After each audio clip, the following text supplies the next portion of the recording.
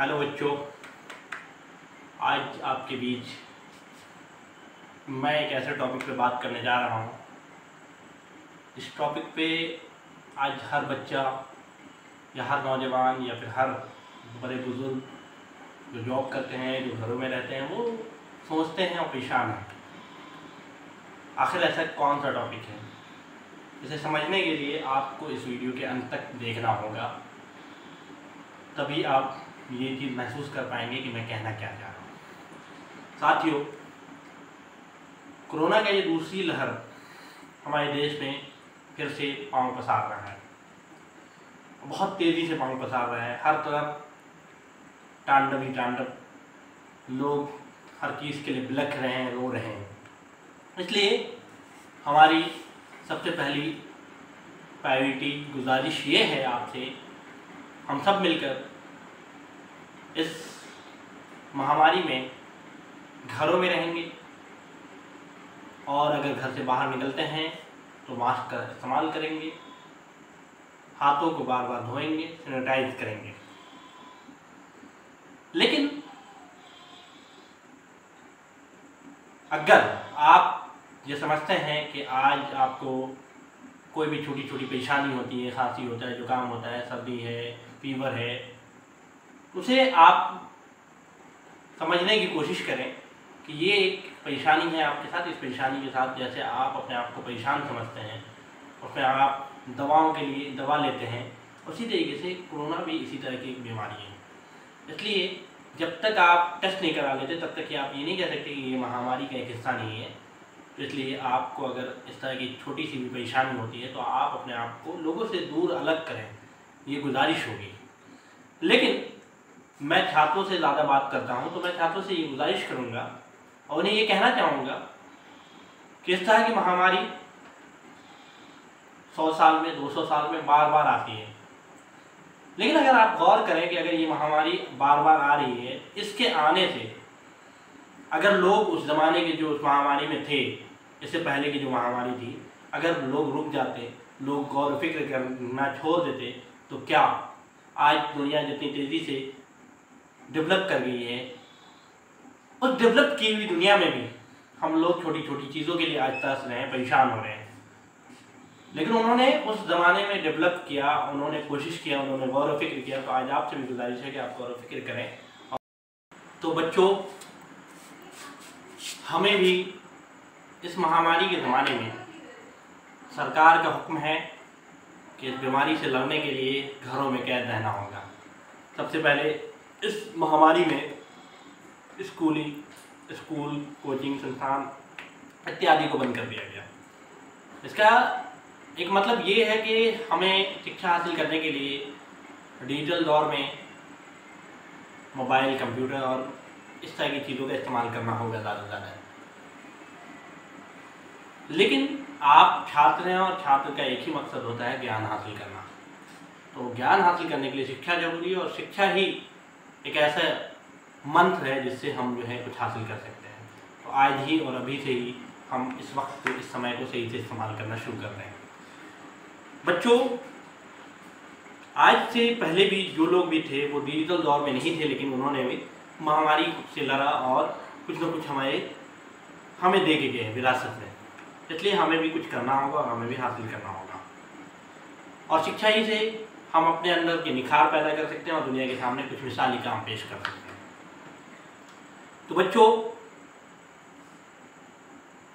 मैं आपको अपना चाहता हूँ, आपका भविष्य चाहता हूँ, बेहतर भविष्य चाहता हूँ। इसलिए मैं चाहता हूँ कि आप इन दिनों जो जो एक्टिविटीज़ कर रहे हैं उन एक्टिविटीज़ से दूरी बना लें, क्योंकि क्या करना है इससे पहले जानना ज़रूरी होता है कि हमें क्या नहीं करना चाहिए।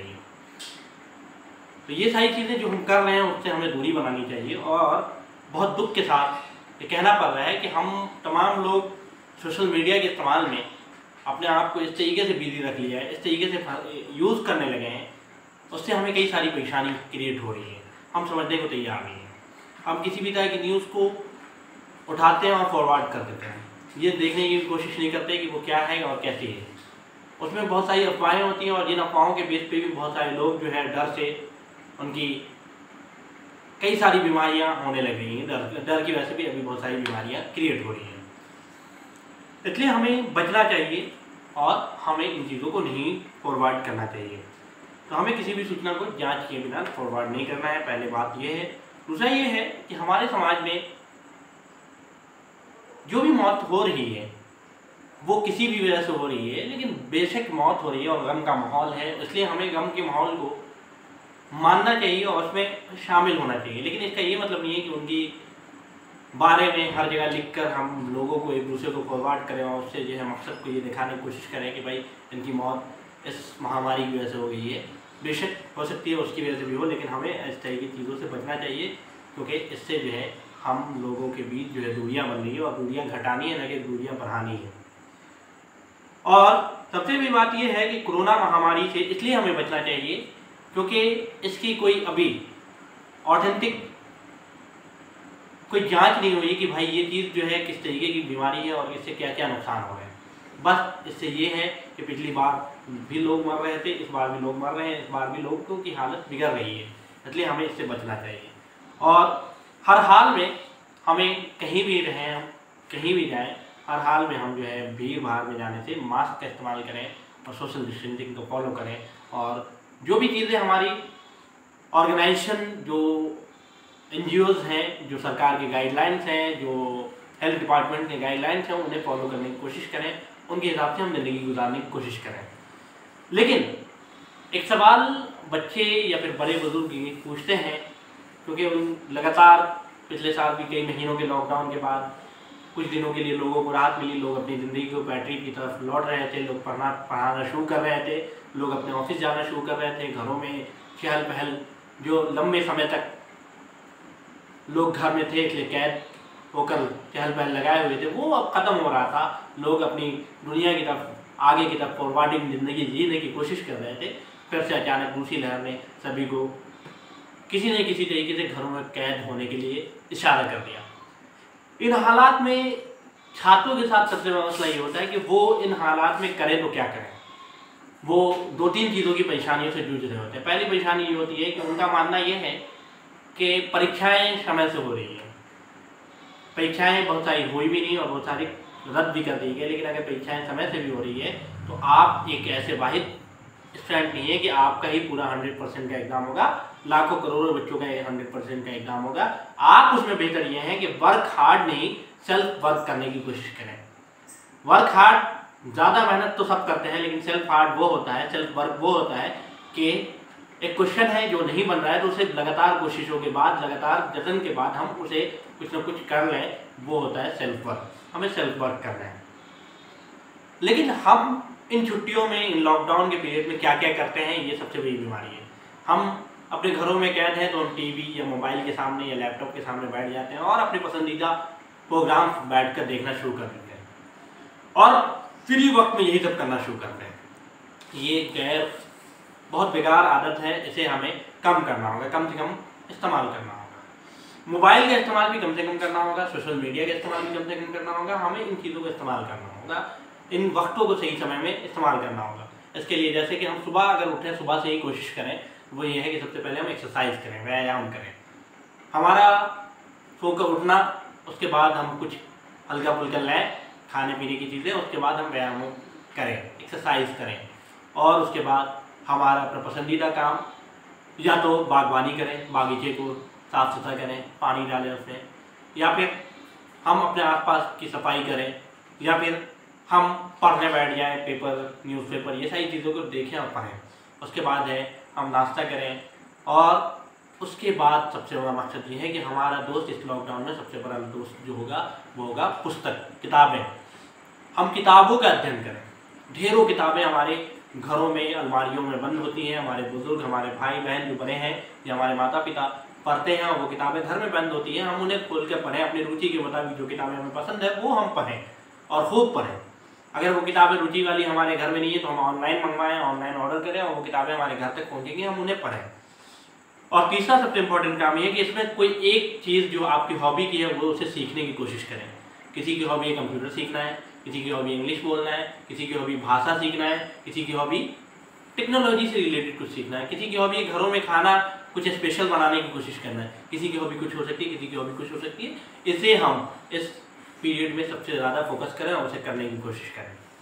तो छात्रों, मैं यहाँ ये कहना चाह रहा हूँ कि आप अपने इस वक्त को सही से सही इस्तेमाल करें और इससे हम कुछ हासिल कर सकते हैं। इस वक्त का सही इस्तेमाल करेंगे तो हमें लंबे दिनों तक कुछ हासिल होगा। और एक सबसे बड़ा काम ये करें कि आप अपने इन एक्टिविटीज़ के दामन को जो करें उसमें जो है हम ये कोशिश करें कि हमने क्या क्या पहले खोया है उसे लिखने की कोशिश करें, और आगे क्या क्या हम नहीं करेंगे, क्या क्या नहीं करेंगे, ये चीज़ों को गौर करें और समझने की कोशिश करें। हम अपने आसपास के लोगों से मिले जुले उनकी मदद करने के लिए आगे बढ़ें। हम घरों में रह के भी किसी की भी मदद कर सकते हैं, ये बात हमें समझना होगा और हमें मदद करना चाहिए, क्योंकि मदद ही से लोग करीब आएंगे और उनकी मदद हो पाएगी। और अपने घरों में जो पुरानी चीज़ें हैं जो स्टोर रूम में बंद हैं उन्हें खोल कर देखें, उनमें से चीज़ों को छांटें, उनमें जो पसंदीदा चीज़ों को निकाल कर उन्हें जो है म्यूज़ियम के तौर पे हम अपने घरों में म्यूज़ियम बनाएं। उसके अलावा हम अपने आसपास की चीज़ों पे गौर करना शुरू करें और उससे जो है हम कुछ सीखने की कोशिश करें, एनवायरनमेंट को जिएं। और सबसे बड़ी चीज़ ये है कि बागवानी के ज़माने में जो है मैंने जो बागवानी करने को कहा उससे सबसे ज़्यादा फोकस करें, पौधे लगाने की खूब सारी ढेरों कोशिश करें। बच्चों, उम्मीद करता हूँ कि मैंने जैसा आपसे शुरू में वादा किया था कि पूरी वीडियो देखने के बाद मेरी पूरी बातें आपको समझ में आ जाएंगी, तो आपने पूरी बातें समझ लिया होगा। और इस उम्मीद पर कि अब इस महामारी को हम घरों में रहकर कुछ बेहतरीन काम करके इस महामारी से हम बच निकलेंगे और दुनिया के सामने जब हम वापस अपने स्कूल, कॉलेज एंड कैंपस में जाएंगे तो कुछ देंगे, कुछ नई चीज़ें पेश करेंगे, हमारे साथी उसे पसंद करेंगे। अगर आपने इस वीडियो को पसंद किया है तो मेरे वीडियो को लाइक करें, शेयर करें, और अगर अभी तक मेरे चैनल को आपने सब्सक्राइब नहीं किया तो ज़रूर सब्सक्राइब करें, क्योंकि इसी तरह की वीडियो आपके लिए मैं हमेशा पेश करता रहता हूँ। कमेंट बॉक्स में आप अपनी पसंदीदा काम बताएं जो इन पीरियड में, आप लॉकडाउन के पीरियड में अपने घरों में रह कर रहे हैं। मैं आपका मुंतज़िर हूँ। Thanks for watching. बाय।